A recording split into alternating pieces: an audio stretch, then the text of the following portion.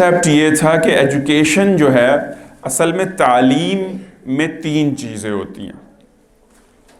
رسول اللہ صلی اللہ علیہ وسلم کا جو ایجوکیشنل فلسفی تھی اس میں 3 چیزیں تھی: تدریس، تدریب اور تربیت. جبکہ انگریز کے نظام میں نہ تدریب تھی اور نہ تربیت تھی، صرف تدریس تھی، جس کو ہم اکیڈیمک ورک کہتے ہیں کہ بچہ جاتا ہے، ٹیچر کہتی ہے ہوم ورک کیا آج کا لیکچر اور یہ ہوم ورک. علامہ اقبال کا کانسیپٹ یہ تھا کہ تدریس میں تدریب اور تربیت کو بھی شامل کیا جائے. تو یہ علامہ اقبال کا، اور خاص طور پر انہوں نے اپنی کتاب ریکنسٹرکشن آف اسلامک تھاٹ میں اس کو بڑی اچھی طرح سے الیبوریٹ کیا ہے کہ مسلم ایجوکیشنل فلسفی کیا ہے. یہ جو لارڈ میکالے کا نظام تعلیم ہے جو ابھی بھی اس وقت چل رہا ہے، اس کی تو بہت کرٹیک کی علامہ اقبال. علامہ اقبال ڈگریوں، گریڈز اور نمبروں کی دوڑ کے حق میں نہیں تھے. لڑکیاں پڑھ رہی ہیں انگریزی، ڈھونڈ لی قوم نے فلاح کی راہ. یہ ڈرامہ دکھائے گا کیا سین، پردہ اٹھنے کی منتظر ہے نگاہ. دور حاضر ملک الموت ہے تیرا جس نے، دور حاضر ملک الموت ہے تیرا جس نے، قبض کی روح تیری دے کر تجھے فکر معاش. ہم تو سمجھتے تھے کہ لائے گی فراغت یہ تعلیم، کیا معلوم تھا کہ چلائے گا الہاد بھی ساتھ. اس ایجوکیشن سسٹم کے ذریعے سے جو الہاد آ رہا تھا، اور 1930 میں علی گڑھ یونیورسٹی میں ایک کمیٹی بنائی گئی تھی. کب؟ علامہ اقبال کی وفات سے 8 برس قبل. علامہ اقبال کو جا بجا خطوط آ رہے تھے علی گڑھ مسلم یونیورسٹی سے کہ یونیورسٹی میں تیزی سے الہاد پھیل رہا ہے، ایتھیزم.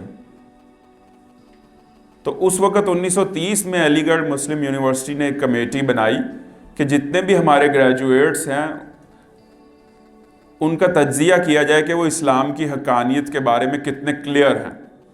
تو 70% اسٹوڈنٹس اسلام کے بارے میں کنفیوز ہو چکے تھے. یہ 1930 کی میں بات کر رہا ہوں.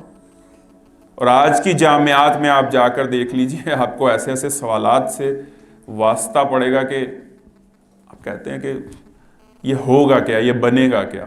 لیکن بہرحال مایوسی کی بات نہیں ہے. جتنا اندھیرا ہوتا ہے اس میں ایک چھوٹی سی شمع بھی اجالا کر دیا کرتی. جتنا گھپ اندھیرا ہوتا ہے نا، چراغ بھی اس میں لوگوں کو راستہ دکھا دیتا ہے. ہمارے آج کے سیشن کا عنوان ہے مائی ہیروز ایڈوائس. علامہ اقبال کا 144واں یوم پیدائش ہے آج، 144th. تو علامہ اقبال ہمارے ہیرو ہیں آج کے دن کی مناسبت سے. لیکن علامہ اقبال آج ایک اور ہیرو کے ذریعے سے ہمیں ایڈریس کر رہے ہیں، خود سے براہ راست نہیں کر رہے، ایک اور ذریعے، اور وہ ہے میرے اور آپ کے ابا جان. آج ہم اس نظم کا مطالعہ کریں گے. بڈھے بلوچ کی نصیحت اپنے بیٹے کو. کس کس نے یہ نظم پڑھی ہوئی؟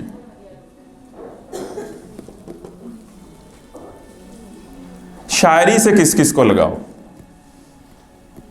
یہ بتائیے. جی آپ کو لگاؤ ہے شاعری سے؟ کس قسم کی شاعری پڑھنی چاہیے؟ جو ساری رات بیٹھ کر عشقیہ شاعری کیا کرتے تھے. بے خودی بے سبب نہیں ہے غالب، کچھ تو ہے جس کی پردہ داری ہے. وہ بھی آخر میں جاتے ہوئے یہ کہہ گئے تھے کہ عشق نے نکما کر دیا غالب، ورنہ آدمی ہم بھی تھے بڑے کام کے. تو یہ گل و بلبل کی شاعری، اس سے بچنا چاہیے. مفید اور بامقصد کلام پڑھنا چاہیے. بڈھے سے یہاں پر کیا مراد ہے؟ تجربہ کار اور جہاں دیدہ. یہ 2 الفاظ لکھیے، تجربہ کار اور جہاں دیدہ. اچھا، جب علامہ اقبال پہلے نظم لکھا کرتے تھے، ایک نشست میں علامہ فرماتے ہیں کہ میرے اوپر 200 300 شعر وارد ہوتے تھے. علامہ سوچ کر نہیں لکھتے تھے، قلم پکڑتے تھے، اور یعنی قلم پیچھے رہ جاتا تھا. علامہ کا تخیل بہت تیز چلتا تھا.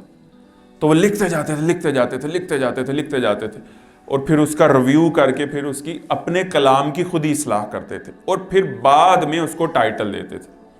یہ نظم ارمغان حجاز کتاب جو کہ علامہ کی آخری کتاب ہے اور وہ ان کی وفات کے بعد شائع ہوئی تھی. مسودہ علامہ نے تیار کر لیا تھا اپنی زندگی میں لیکن پرنٹ ہوئی ہے ان کی وفات کے بعد. اور یہ نظم جو ہے علامہ نے اپنی وفات سے چند مہینے پہلے لکھی تھی, سن 38 میں ہی کہیں. تو علامہ جب اس کا ٹائٹل دے رہے تھے ان کے ذہن میں کیا آیا ہوگا؟ آنے والی نسل کے لیے پیغام. ٹھیک ہے, چلیں چلتے ہیں آگے. جوابات درست ہیں, بس پارٹیسپیٹ کریں. بڈھے سے یہاں مراد ہے ایک جہاں دیدہ اور تجربہ کار انسان, اور یقیناً ہم نے بہت سارے جہاں دیدہ لوگ دیکھے ہیں, تجربہ کار لوگ دیکھے ہیں, اور وہ جتنے بھی جہاں دیدہ لوگ ہیں وہ ہمارے ہیروز ہیں. بلوچ سے یہاں پر کیا مراد ہے؟ بلوچ سے علامہ کے ذہن میں کیا آیا ہوگا جب انہوں نے اس کا یہ ٹائٹل رکھا؟ تو ہم ذرا علامہ اقبال کے جوتے پہن کر سوچنے کی کوشش کرتے ہیں کہ ان کے ذہن میں کیا آیا ہوگا. غیور اور بہادر, غیرت مند, اور سوچئے یہ ہے اقبال کو پڑھنے کا طریقہ. اصل میں ہم آج اقبال کو پڑھنے اور سمجھنے کا طریقہ پڑھ رہے ہیں. اقبال کے ذہن میں کیا آیا ہوگا اور انہوں نے یہ ٹائٹل کیوں رکھا ہوگا؟ بلوچ سے یہاں پر مراد ہے روایت پسندی, کلچر, مسلم کلچر. یعنی بلوچ استعارہ ہے مسلم کلچر کا. بڈھا استعارہ ہے میچورٹی کا, ایکسپیرینس کا, اور ایڈوائس کے ایک لیول کا. مربی, مزکی, مصلح شخصیت. وہ آپ کا باپ بھی ہو سکتا ہے, وہ آپ کا ٹیچر بھی ہو سکتا ہے. آج علامہ اقبال آپ کے باپ کے ذریعے سے آپ کو ایڈوائس کر رہے ہیں, براہ راست نہیں ہے.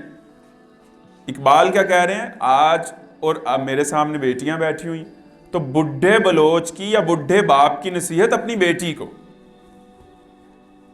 ایک ٹائٹل یہ بھی ہو سکتا ہے, بوڑھے باپ کی نصیحت مرنے سے چند دن پہلے اپنی بیٹی کو. اس پوئم کا ایک ٹائٹل یہ بھی ہو سکتا ہے. بیٹے سے کیا مراد ہے یہاں پہ؟ نسل نو, نیکسٹ جنریشن. جب کوئی شخص مر رہا ہوتا ہے اور اپنی مرنے سے چند دن پہلے وہ کوئی نصیحت کر رہا ہوتا ہے, بڑی جامع قسم کی نصیحت اور وصیت, تو یہاں پر علامہ نے جب کہا, اس کا ٹائٹل لکھا کہ بڈھے بلوچ کی نصیحت اپنے بیٹے کو, تو ان کے ذہن میں کیا تھا کہ بیٹا کون ہے؟ جاوید اقبال, آنے والی نسل, امت مسلمہ, پوری امت مسلمہ, اس وقت کے لوگ بھی, اور نیکسٹ جنریشنز, اور رہتی دنیا تک کی امت مسلمہ کا علامہ یہ ایک جامع نصیحت کر کے گئے. تو بیٹے یا بیٹی سے کیا مراد ہے یہاں پر؟ امت مسلمہ. بڈھے سے کیا مراد ہے؟ مربی شخصیت, آپ کی زندگی کا ہیرو. باپ بھی ہو سکتا ہے, استاد بھی ہو سکتا ہے. ڈسٹنس لرننگ, مولانا مودودی سے ہم ملے تو نہیں ہیں لیکن ہم نے ان کی کتابوں کے ذریعے سے ان سے پڑھا ہے, وہ ہمارے مرشد ہیں. ڈاکٹر اسرار احمد, ڈاکٹر ذاکر نائک, مولانا الیاس, شاہ ولی اللہ, امام بخاری, یہ کیا ہیں؟ ہماری زندگی کے ہیروز ہیں. اچھا, اللہ تبارک و تعالیٰ کا کلام شاعری کے بارے میں کیا کہتا ہے؟ وَالشُّعَرَاءُ يَتَّبِعُهُمُ الْغَاوُونَ. شاعروں کی پیروی حد سے نکلے ہوئے لوگ کرتے ہیں. یعنی عشقیہ شاعری, لغو شاعری, شراب کی تعریف والی شاعری, محبوب کی زلفوں کی تعریف والی شاعری. اتنے دیوان ہیں موٹے, اتنے جس میں جو ہے نا وہ کئی صفحے محبوب کی پلک کے اوپر لکھے ہوئے, اور پوری رات لکھتے رہتے تھے, اور صبح واہ واہ واہ واہ دادیں دی جاتی تھی. علامہ اقبال نے اس سارے فسوں کو توڑا ہے، اس طلسم کو توڑا ہے، اور شاعری میں معنویت اور نظریے کا احیاء کیا ہے۔ رسول اللہ صلی اللہ علیہ وسلم نے فرمایا اِنَّ مِنَ الشِّعْرِ لَحِکْمَةً، اشعار میں حکمت ہوتی ہے۔ جیسے کہ رسول اللہ صلی اللہ علیہ وسلم خود حضرت حسان کو کہا کرتے تھے کہ نعت کہو، تو وہ نعت نثر میں نہیں کہا کرتے تھے، کس میں کہا کرتے تھے؟ شعر کی شکل میں کہا کرتے تھے۔ علامہ اقبال کا بڑا پیارا شعر ہے، گر دلم آئینہ بے جوہر است، اے اللہ اگر میرے دل میں امت کا درد نہیں ہے، ور بحرفم غیر قرآن مضمر است، اور میری شاعری اور میرے پیغام میں اگر قرآن کے علاوہ کوئی اور چیز چھپی ہوئی ہے، روز محشر خوار و رسوا کن مرا، تو اے اللہ پھر اقبال کو ساری انسانیت کے سامنے قیامت والے دن ذلیل کر دینا، بے نصیب از بوسہ پاک کن مرا، اور رسول اللہ صلی اللہ علیہ وسلم کے قدموں کا بوسہ لینے سے مجھے محروم کر دینا۔ یہ بہت بڑی بد دعا ہے جو علامہ اقبال نے اپنے آپ کو دی ہے کہ اگر میری شاعری میں اگر قرآن کے علاوہ کچھ اور، امت کے درد کے علاوہ کچھ اور، وہ جو اقبال نے کہا تھا کہ میری نوائے غم آلود ہے متاع عزیز، جہاں میں عام نہیں دولت دل ناشاد۔ یہ امت کے لیے تڑپنے والا دل ہر ایک کو کہاں نصیب ہے، جہاں میں عام نہیں دولت دل ناشاد، بے چین دل ہر ایک کے پاس کہاں ہے۔ یہ بے چین دل انسان کو کیا سے کیا بنا دیتا ہے، امت کے لیے تڑپنے والا دل۔ تو آئیے شروع کرتے ہیں باقاعدہ۔ نظم کا نام کیا ہے؟ بڈھے بلوچ کی نصیحت اپنے بیٹے کو، یا آپ کے لیے بڈھے بلوچ کی نصیحت اپنی بیٹیوں کو، یا آپ کے لیے بوڑھے باپ کی نصیحت مرنے سے چند دن پہلے اپنی بیٹی کو۔ یہ اس کے کئی ٹائٹلز ہو سکتے۔ ہو تیرے بیاباں کی ہوا تجھ کو گوارا، اس دشت سے بہتر ہے نہ دلی نہ بخارا۔ بیٹا یہ جو تیرا اپنا آبائی وطن ہے نا، اپنا آبائی علاقہ ہے، بیٹا اس کی قدر کرو۔ ایجوکیشن کے لیے جاؤ ابراڈ، پڑھ کے آ جاؤ، بزنس کے لیے جاؤ، لیکن اپنا جو آبائی علاقہ ہوتا ہے، اپنے آبائی علاقے میں اپنی روٹس کو مضبوط کرو۔ تمہارا وطن، تمہارا علاقہ، تمہیں اپنے آبائی وطن سے نیو یارک کی گلیاں اچھی نہ لگیں، تمہیں پیرس اچھا نہ لگے، تمہیں مانچسٹر اچھا نہ لگے، تمہیں سوئٹزرلینڈ اچھا نہ لگے، اس دشت سے بہتر ہے نہ دلی نہ بخارا۔ وہ خوبصورت بازار، وہ گیگا مال، وہ پلازے، وہ خوبصورت سڑکیں، وہ لینڈ اسکیپس، کہ ان پر فریفتہ نہ ہو جانا۔ جس سمت میں چاہے صفت سیل رواں چل، وادی ہماری ہے وہ صحرا بھی ہمارا۔ یہ اپنا علاقہ ہے بیٹا، اپنے علاقے میں ایک جگہ پر اس کو بیس کیمپ اپنے علاقے کو تم بناؤ، اور پھر یہاں سے پوری دنیا کو ایڈریس کرو، اور صفت سیل رواں، یہاں سے تم سیلاب کی طرح پوری دنیا تک پھیلو، پوری دنیا میں اپنی بات پہنچاؤ۔ یہ وادی ہماری ہے وہ صحرا بھی ہمارا۔ یہ وادی ہے، یہ صحرا ہے، اگرچہ یہ علاقہ اتنا ڈیولپ نہیں ہے، لیکن تم نے اس علاقے کو ڈیولپ کرنا ہے۔ اور اصل ڈیولپمنٹ کون سی ہوتی ہے؟ اصل ڈیولپمنٹ کون سی ہوتی ہے؟ شعور کی نشوونما، ہیومن ڈیولپمنٹ۔ رسول اللہ صلی اللہ علیہ وسلم نے کتنی بلڈنگیں بنائی ہوں گی؟ چلے مسجد قباء، مسجد نبوی، اور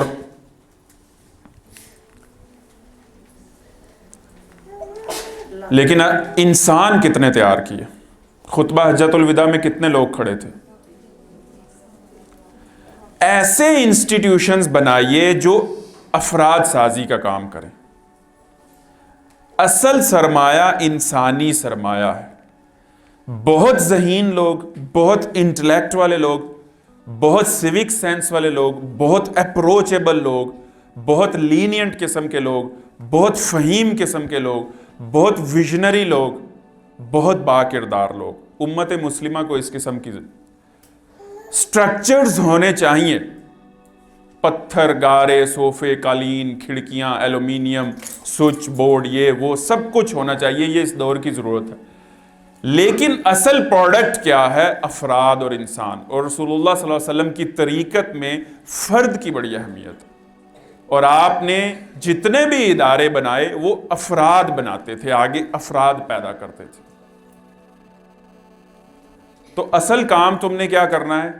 تم نے افراد پیدا کرنے ہیں. علامہ اقبال کے ایک اور شعر میں افکار تازہ سے ہے جہان تازہ کی نمو، کہ سنگ و خش سے ہوتے نہیں جہاں پیدا. اینٹوں، پتھروں، مٹیوں اور غاروں سے مسلمانوں کے پاس بڑی بڑی مساجد ہیں جن میں 1-1 لاکھ نمازی، بڑے بڑے مدارس ہیں، بڑی بڑی یونیورسٹیز ہیں. لیکن اگر وہ افراد نہیں تیار کر رہے ہیں تو پھر ان کے اوپر سوالیہ نشان ہے. کریٹیو انسان، نئے نئے آئیڈیاز لانے والے انسان، نظریاتی انسان. غیرت ہے بڑی چیز جہان تگ و دو میں، پہناتی ہے درویش کو تاج سر دارا. آپ بیٹھیے، تشریف رکھیے. جہان تگ و دو، 6 جہان ہیں جن میں سے بندہ گزرتا ہے. کتنے؟ 6 جہان ہیں. عالم ارواح، ہماری روح جہاں پر موجود تھی آج سے 70-100-200 سال پہلے، اس کو عالم ارواح کہتے ہیں. اللہ نے ساری روحیں اکٹھی بنا لی. اس کے بعد ماں کے پیٹ میں عالم خلق، عالم تخلیق، یہ دوسرا جہان ہے جس میں ہم نے 9 ماہ وقت گزارا. یہ تیسرا جہان ہے، اس کو کہتے ہیں جہان تگ و دو. یہاں پر ہم ایفرٹس کرنے آئے ہیں، یہ کمفرٹ زون نہیں ہے. یہ سونے کے لیے اللہ تعالیٰ نے نہیں بھیجا، یہ سوٹ سلوانے کے لیے اللہ تعالیٰ نے نہیں بھیجا. یہاں پر یہ کیا ہے؟ یہ پیسنجر لاؤنج ہے، یہ ویٹنگ لاؤنج ہے. قن فی الدنیا کأنک غریب او عابر السبیل. رسول اللہ صلی اللہ علیہ وسلم نے کیا فرمایا تھا؟ مسافر، یہ گزرگاہ ہے. استنبول کے ایئرپورٹ کے اوپر باپ کی ٹکٹ کا ٹائم ہے 10 بجے ویٹنگ لاؤنج میں، بیٹے کی ٹکٹ کا ٹائم ہے 12 بجے اور پوتے کی ٹکٹ کا ٹائم ہے 2 بجے. اپنی وہ وہاں پر جو ہے وہ پیسنجر لاؤنج میں یا ویٹنگ لاؤنج میں وہ یہ پلاننگ کریں گے کہ یار یہاں پر جو ہے نا ایک چھوٹی سی کتے کا 2 فٹ دربے 2 فٹ کا سودا کرتے ہیں. نہیں، یہاں پر تو 1-1.5-2 گھنٹے کے لیے بیٹھے ہوئے. اصل میں کہیں کسی اور جگہ پر انہوں نے سب نے اکٹھے ہونا اور ملنا، بس ٹکٹوں کے ٹائم آگے پیچھے. تو یہ درمیان میں کون سا ہے؟ تیسرا جہان، جہان تگ و دو. عالم امتحان، عالم جد و جہد، عالم اسباب، دار العمل. اور پھر اس سے اگلا جہان چوتھا کون سا ہے؟ عالم برزخ، قبر میں. پتہ نہیں میں نے 500 سال قبر میں رہنا. اور اس کے بعد 5واں جہان کون سا ہے؟ عالم حشر، میدان محشر میں 50,000 برس حساب ہی شروع نہیں ہونا. میدان حشر میں جس میں سورج کتنی بلندی پر ہوگا؟ 1.25 میل کی دوری پر ہوگا. اور چھٹا جہان کون سا ہے؟ عالم عدن. بس پھر لاسٹ سٹاپ ہے ہماری بس کا. وہ یا ہماری ٹرین ہمیں جہنم میں اتار دے گی یا جنت میں اتار دے گی. اس مسافر کی آخری منزل وہ. غیرت ہے بڑی چیز جہان تگ و دو میں. اس جہان تگ و دو میں جو تمہارے پاس تلوار ہے، جو تمہارے پاس ایکوپمنٹ ہے جس سے تم لیس اور مسلح ہونے چاہیے، وہ ہے غیرت. مروب نہیں ہونا. لا یغرنک تقلب الذین کفروا فی البلاد. کافروں کے لش پش قسم کے شہر اور ان کے ایئرپورٹ تمہیں مروب نہ کریں. اتنی ایمانی غیرت ہونی چاہیے. شن کرتے ہوئے گاڑی جو بڑی ساری گزرتی ہے وہ انسان کو سوچنے پر مجبور کر دیتی، میری چھوٹی گاڑی ساری عمر صرف 6 سوٹوں سے گزارا پورے سال میں۔ تو غیرت کون سی؟ ایمانی غیرت، اور یہ غیرت آپ نے اپنے بچوں میں منتقل کرنی۔ اصل دولت ایمان ہے اور اصل گھر آخرت کا ہے۔ غیرت ہے بڑی چیز جہان تگودو میں، پہناتی ہے درویش کو تاج سر دارا۔ بہت سارے درویشوں کے سروں پر ہمیں تاج اس دنیا میں تو نہیں نظر آئیں گے، اس دنیا میں تو فرشتے بھی ہمیں نظر نہیں آتے، جن بھی نظر نہیں آتے۔ ہو سکتا ہے کہ ہم نے کئی ایسے بندے ہمارے پاس سے گزر جاتے ہوں جن کے سر پر تاج ہوں یاقوت اور مرجان کے، لیکن وہ ہمیں نظر نہیں آتے۔ ان غیرت مندوں کے تاج ہمیں قیامت والے دن نظر آئیں گے، اور اتنی روشنی ہوگی ان کے تاجوں کی کہ بہت سارے ٹھڈے کھاتے ہوئے ان کی روشنی کی وجہ سے راہیاب ہوں گے۔ حاصل کسی کامل سے یہ پوشیدہ ہنر کا، لیکن یہ بڑی پوشیدہ سی بات ہے۔ علامہ کہتے ہیں باپ اپنی بیٹی کو بتا رہا ہے یہ جو غیرت ہے نا، غیرت کے ساتھ بس آگے بڑھتے چلے جانا اور اس پیسنجر لاؤنج میں اپنا دل نہ لگنے دینا، اور نظریں اپنی منزل پر ٹکائے رکھنا، اور ضرورت کا یعنی دنیا برتنے کی چیز، جیسے واش روم ہم جاتے ہیں استعمال کر کے واپس آ جاتے ہیں، تو یہ دنیا واش روم ہے، برتنے کی چیز۔ بس واش روم میں دل اگر کسی نے لگا لیا تو اس سے زیادہ احمق اور کون ہوگا۔ کہتے ہیں کہ شیشے کو بنا سکتے ہیں خارا۔ یہ جو غیرت ہوتی ہے اور یکسوئی ہوتی ہے اور اپنی منزل پر نگاہ ہوتی ہے، اس سے جو نفس، شیشے جیسا جو نفس ہوتا ہے نا، جس میں خواہشوں کے بلبلے ابھرتے رہتے اور ہلکی سی ٹھیس سے وہ چکنا چور ہو جاتا ہے ہمارے نفس کا شیشہ، لیکن وہ خارا یعنی پھر وہ مضبوط پتھر بن جاتی ہے جب انسان میں غیرت آ جاتی، خودی آ جاتی ہے، اعتماد آ جاتا ہے، توکل آ جاتا ہے، بھروسہ آ جاتا ہے، معنویت آ جاتی ہے، نظریہ آ جاتا ہے۔ لیکن یہ کسی کامل سے، کسی انسٹیٹیوٹ میں جانا پڑتا ہے، الفلاح میں آنا پڑتا ہے، لٹریچر پڑھنا پڑتا ہے، قرآن سے تعلق جوڑنا پڑتا ہے، کسی نیک شخص کی صحبت حاصل کرنی پڑتی ہے۔ اور بہت سارے نیک لوگوں کی صحبت میں نے ان سے ملا نہیں ہوں، یہ ایکسپیرینس میں آپ سے اس لیے شیئر کر رہا ہوں۔ آپ گھر میں بیٹھ کر تنہائی میں بھی آپ کسی نیک آدمی کی مجلس کے مزے لوٹ سکتی ہیں، کر کے دیکھیے گا۔ امام غزالی کی کتاب نکالیے گا بالکل ایسے، اور بالکل آپ کمرے میں بیٹھی ہوئی ہیں، ایسے کہے گا کہ امام صاحب مجھے یہ صفحہ پڑھا دیں، پھر خود سے اس کو ریڈ آؤٹ کریں، اور پھر امام صاحب میں پڑھتی ہوں آپ سنیے، آپ پڑھیے، آپ کو ایسا لگے گا کہ امام صاحب آپ کی اصلاح فرما رہے ہیں۔ میں نے بہت سارے آئمہ کے ساتھ اپنا تعلق بالکل ایسے جوڑا تنہائی میں۔ آج کا یہ بڑا اہم گفٹ ہے، آپ اس کو کر کے دیکھیے۔ بہت سارے ایسے نیک لوگ جن کی صحبت میں ہم زمانی اور مکانی طور پر نہیں پہنچ سکتے، یعنی وہ ہمارے سے پہلے گزر گئے، لیکن آپ ان کی تصانیف، ان کے لٹریچر اور ان کی کتابوں کے ذریعے سے آپ ان کامل لوگ، حاصل کسی کامل سے یہ پوشیدہ ہنر کا، ان کامل لوگوں کی مجلس میں آپ پہنچ سکتی ہیں۔ افراد کے ہاتھوں میں ہے اقوام کی تقدیر، ہر فرد ہے ملت کے مقدر کا ستارہ۔ ایک ایک فرد، آپ کے 3 بیٹے ہیں، تینوں کو تیار کیجیے۔ جو ان میں سب سے زیادہ پرابلمیٹک ہے وہ ہو سکتا ہے کہ سب سے زیادہ امت کے لیے پوٹینشل رکھتا ہو۔ بچے کی شرارتوں سے اور اس کے چلبلے پن سے اور اس کے تھوڑا سا آؤٹ سپوکن ہونے کی وجہ سے ماں گھبرا جاتی ہے کہ میں اس کو نعت کیسے ڈالوں، لیکن کسی کو نہ چھوڑی۔ افراد کے ہاتھوں میں ہے اقوام کی تقدیر۔ بہت سارے تربیت یافتہ اور با کردار افراد اگر آپ نے تیار کر دیے نا، اچھا کاؤنٹنگ کرتے ہیں، 1 2 3 4 5 6 7 8 9 10، پہلی 2 روز میں مجھے لگتا ہے کہ 10 مدرز بیٹھی ہوئی، ملٹیپلائی کر لیتے ہیں، ہو سکتا ہے یہاں پر 70 مدرز بیٹھی ہوئی ہوں. 70 مدرز میں سے اپروکسیمیٹلی ہم ایک اندازے کے مطابق ایوریج آپ کے 3 بچے ہوں گے. کسی کی 2 بیٹیاں 1 بیٹا، کسی کی 1 بیٹی 2 بیٹے. تو 270 افراد جو ہے وہ یہاں پر ان کے کسٹوڈین اور گارڈین اور ان کی مدرز بیٹھی ہوئی. اور دنیا کا سب سے بڑا منصب ماں ہونا ہے،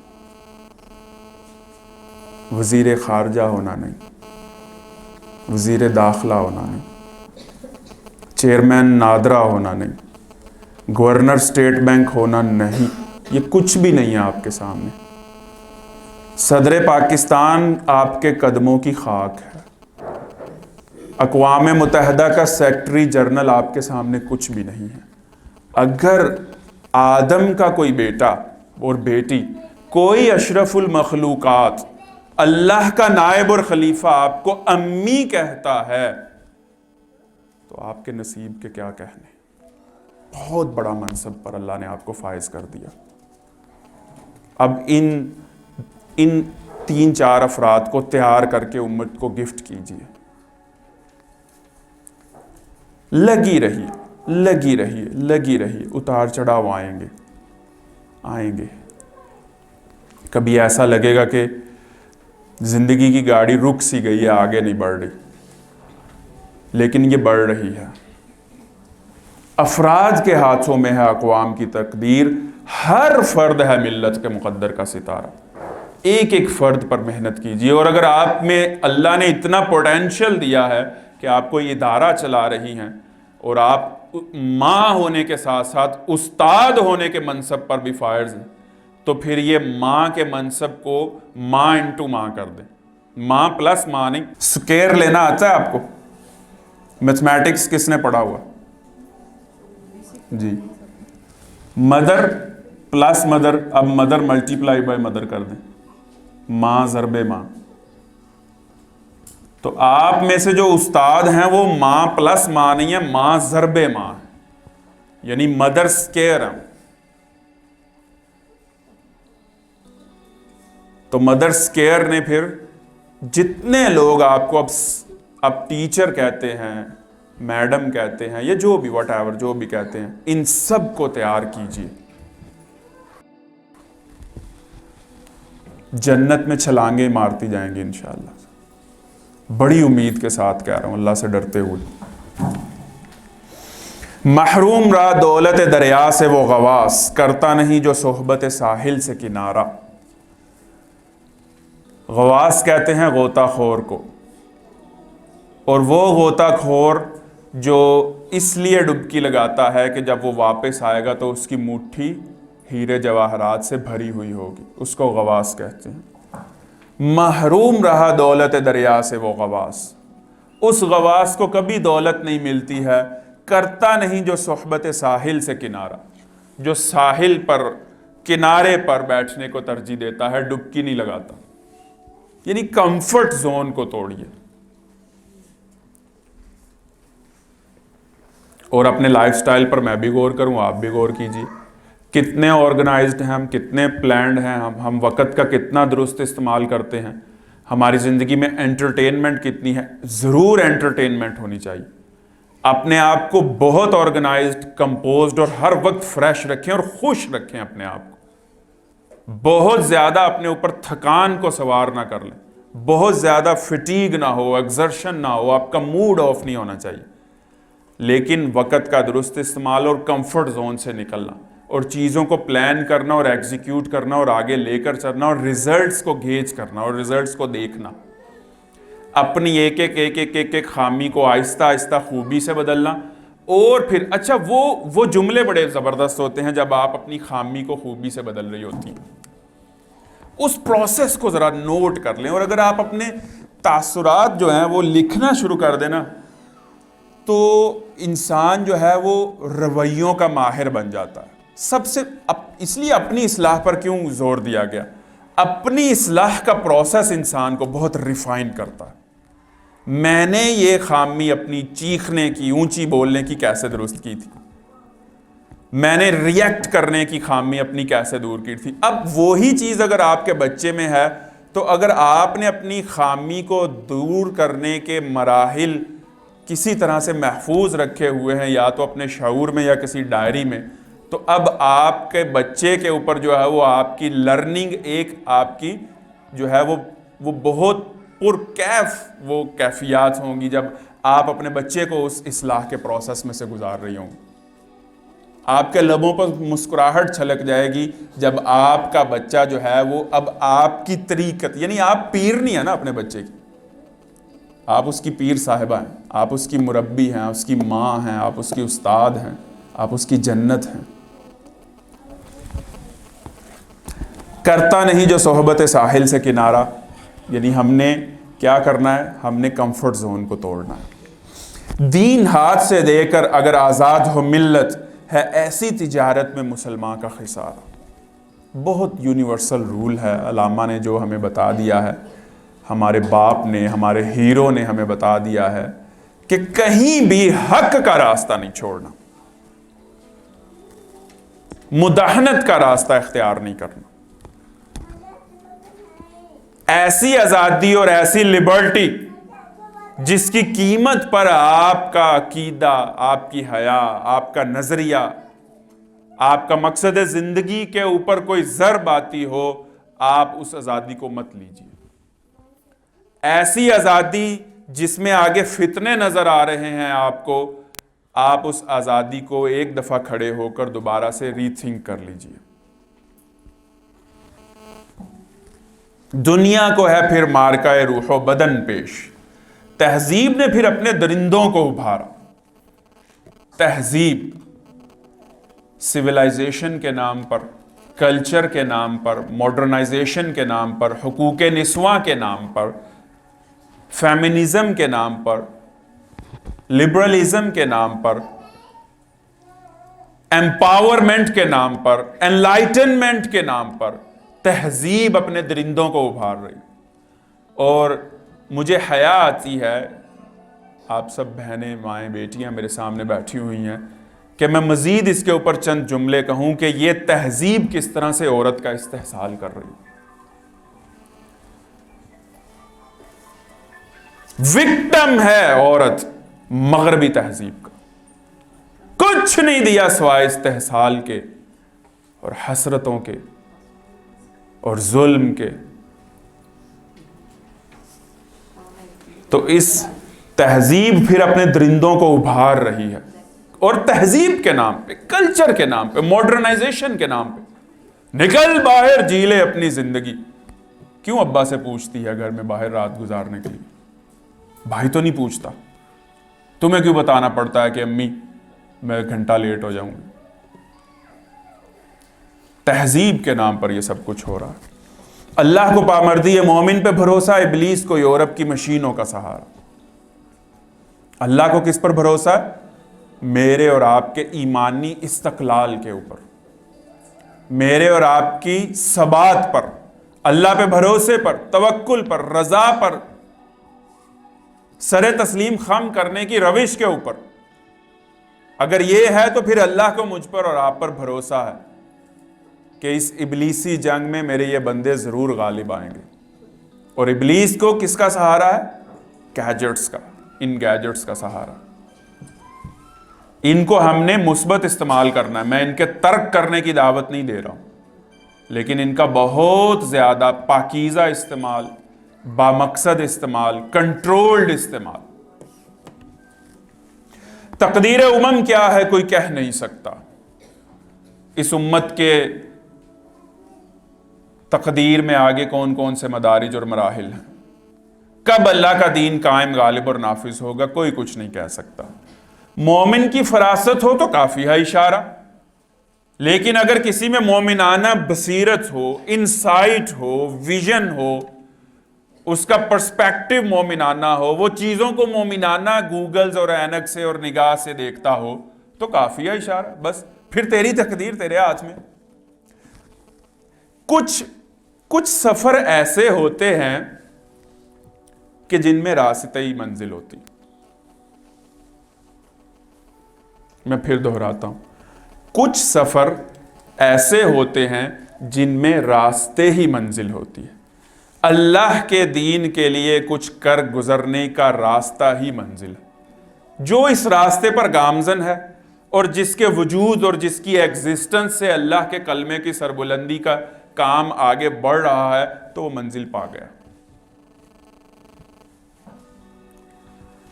اخلاص عمل مانگ نیا گانے کہن سے، شاہاں چہ عجب گر بنوازند گدارا. اخلاص مانگ آخری. اور اللہ کے نبی صلی اللہ علیہ وسلم نے بھی اخلاص سے نیت انما الاعمال بالنیات، انما الاعمال بالنیات.